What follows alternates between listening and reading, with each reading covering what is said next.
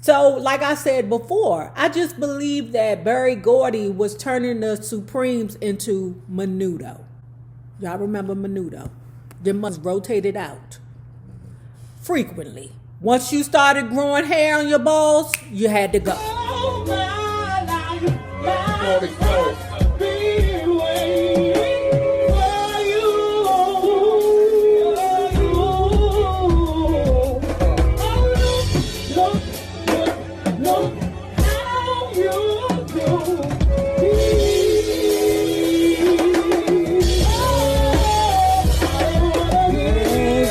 And cards are here. My world is filled with cheer and you. Da-na-na-na-na.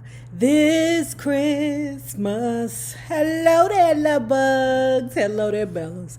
If you have not already done so, please remember to like, share, subscribe, and tip your favorite narrator via Cash App at $NAROB on YouTube.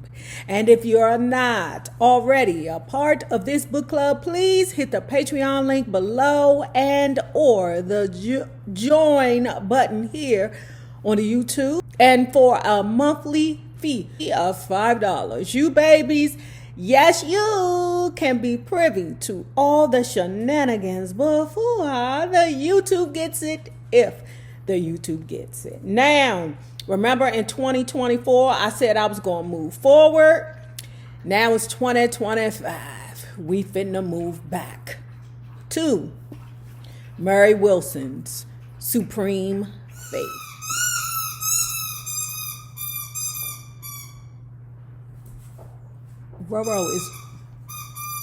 Roro is over there accosting his lamb.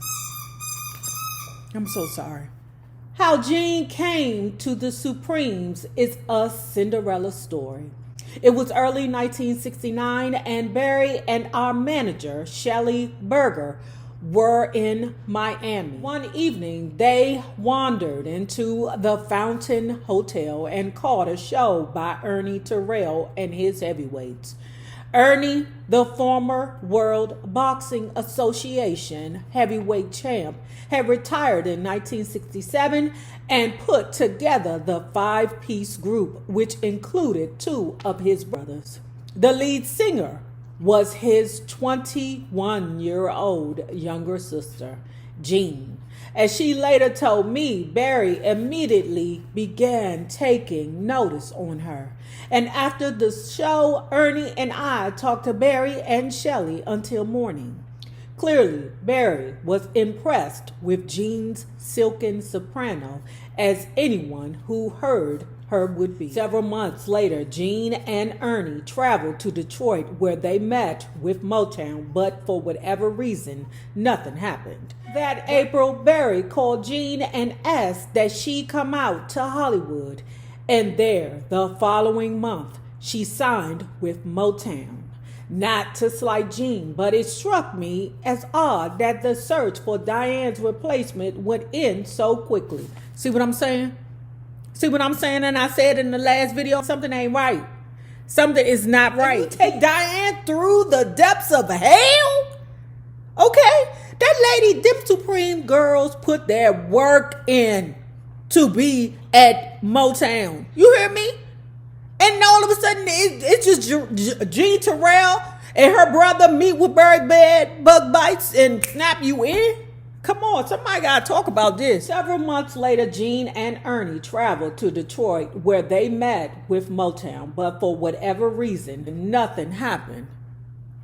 Right. That April, Barry called Jean and asked that she come out to Hollywood, and there, the following month, she signed with Motown. Was it because she wasn't with her brother? Because it says that she was by herself. So, I don't know. Not to slight Jean, but it struck me quickly, especially considering what was at stake. The continued success of Motown's top group. There had to be hundreds or at least dozens of young women who might have been Supremes, but Barry saw Jean Terrell and chose her. Exactly. What the Even after 9 years with Motown, I still knew little about the actual business of our career. Gene's contract was a solo contract. And from this point on, Motown signed each successive Supreme individually. In effect, the label was subletting memberships, a development that would create problems for us in the years to come. Oh, he was Menudo, y'all. Menudo. That shit is genius. When I tell you Barry Bedbug Bites is an evil genius, I'm going to put my foot on that one. I'm going to stand 10 toes planted in that. That was another variation of Motown's divide and conquer method of control. When Barry happily announced to me that he had found Diane's replacement, I was very surprised at how excited he seemed. Mary, she's great. He enthused. You'll love her. For a while, I hadn't been so sure that he wanted the Supremes to continue without Diane. I didn't trust Motown completely, but decided to wait and see. When I heard how enthusiastic Barry was, I was relieved. If Barry was behind something, then everyone at Motown was behind it too. Barry's office called to set up a time for Cindy and me to meet Gene. Barry played us a tape, and I was impressed immediately with her voice. Gene was Diane's complete opposite. At 5'6", she was taller than both Cindy and I. In her conservative outfit, medium length afro, and minimal makeup, Gene was anything but a kittenish glamour girl. Instead, she projected strength and confidence, though not beautiful in the classic sense. She had undeniable presence. Everything about her, the way she spoke and carried herself, seemed to say, I am proud to be a black woman. Barry asked me my opinion of Gene. I agreed he'd found the right person, and I could see he was happy that I liked her. The Supremes were a real group again. 3 equal partners, all committed to a goal, just like in the beginning. Not only did we work well professionally, but personally, we all got along beautifully. For me, this was a rebirth. Cindy had been a Supreme for 2.5 years, an original member of Patti LaBelle and the Bluebells. She knew Diane Flo and me from our days touring the Black Chitlin circuit. So we know this story from, I forgot which book we read, but you know, Diane had been, let's say, courting Cindy. While they were at the venue, Diane would come in there and be like, Cindy, oh, you're so pretty. Let me put some makeup on you. Because by this time, Diane is that girl. Just like Beyonce was that girl in Destiny's Child. And I don't blame Beyonce or Diane for leaving their groups. You can't stay still. Some people just are not good with just being. They want to be more. And when you get past a certain age, I don't believe that you're supposed to stay in a group. It's weird to me. I'm 40 years old and I'm still in a goddamn group. What? It's okay when you're young, but when you're a grown woman, you're supposed to branch. So let me clarify right quick. I'm not saying it's a bad thing to stay in the group. What I'm saying is that if you see your future somewhere outside of the group, you have to do it young before you get to the place where the teeny boppers do not want to spend your money. Because let's keep it honest. The people that spend money on music are not the 35 plus year olds. We just don't do it. Now, we may pay for a concert, but we're not paying for the album. And I said we may go to a concert. So the best time to go get the money individually as a solo artist is while you're still young. Okay? That's all I had to say. I'm sorry. I mean, it's okay for us to get back together and go on tour. Like, could y'all imagine a Destiny's Child reunion? Oh my God. But I don't know. Beyonce may be too large. Now, if I was Beyonce, I would do it because I would want to look out for my girl. And if her money is ever funny, why not do it? Could you imagine a Destiny's Child reunion tour? Oh my God. I just feel like as you get older, now I didn't realize that the Supremes broke up in their mid-20s. I didn't realize that. Okay, that's very young. They could have probably made it to like 28, maybe 29. Okay. Yeah. So she was 21 years old when she first released her solo album. Okay, I'll accept that, but I do be thinking the bitch be lying about her age. I think she older than what you say she is. Because them knees ain't looking good. I guess that's the right age that you supposed to go solo. So let me take back what I said. You want to go solo in your 20s. I believe that's right. Because rethinking it, in your 30s, you might be too old for the public to embrace you. For you, because that takes you out of the teen or the kiddie realm. Because you still want to get them young people's money. Because ain't no pockets deeper than a kid.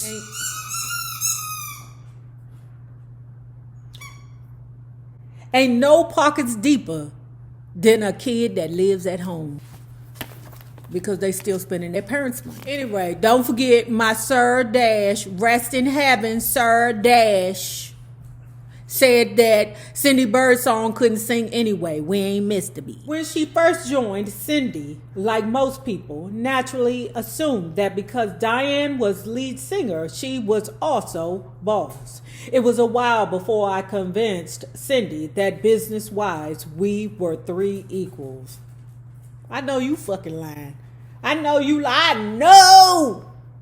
Girl, okay, let's keep going. I was still very sad over Flo's departure, and I'm sure this colored my attitude toward Cindy at first.